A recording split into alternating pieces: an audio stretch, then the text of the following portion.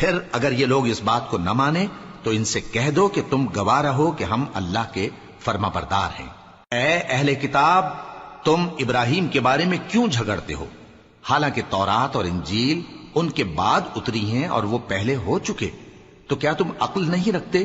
دیکھو، ایسی بات میں تو تم نے جھگڑا کیا ہی تھا جس کا تمہیں کچھ علم تھا بھی، مگر ایسی بات میں کیوں جھگڑتے ہو جس کا تم کو کچھ بھی علم نہیں؟ اور اللہ جانتا ہے اور تم نہیں جانتے۔ ابراہیم نہ تو یہودی تھے اور نہ عیسائی، بلکہ سب سے بے تعلق ہو کر ایک اللہ کے ہو رہے تھے اور اسی کے فرما بردار تھے اور مشرکوں میں نہ تھے۔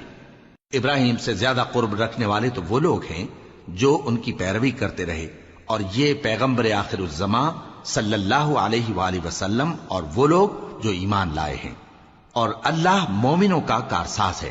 اے اہل اسلام، بعض اہل کتاب اس بات کی خواہش رکھتے ہیں کہ کسی طرح تم کو گمراہ کر دیں، حالانکہ یہ تم کو کیا گمراہ کریں گے، اپنے آپ کو ہی گمراہ کر رہے ہیں اور نہیں جانتے۔ اے اہل کتاب، تم اللہ کی آیتوں سے کیوں انکار کرتے ہو اور تم تورات کو مانتے تو ہو؟ اے اہل کتاب، تم سچ کو جھوٹ کے ساتھ خلط ملط کیوں کرتے ہو اور حق کو کیوں چھپاتے ہو جبکہ تم جانتے بھی ہو؟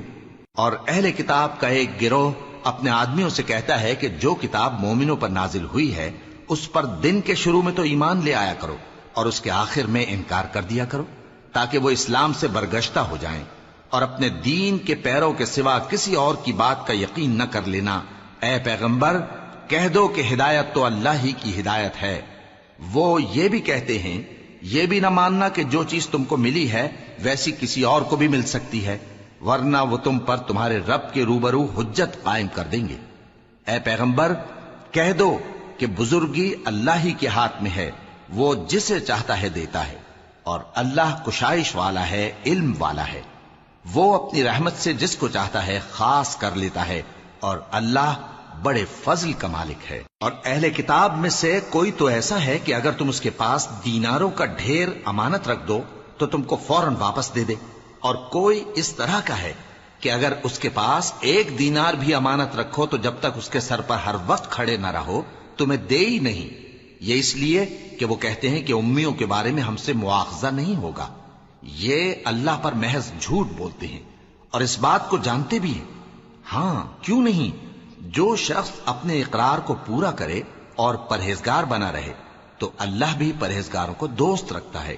جو لوگ اللہ کے اقراروں اور اپنی قسموں کو بیچ ڈالتے ہیں اور ان کے عوض تھوڑی سی قیمت حاصل کرتے ہیں، ان کا آخرت میں کچھ حصہ نہیں۔ ان سے اللہ نہ تو کلام کرے گا اور نہ قیامت کے روز ان کی طرف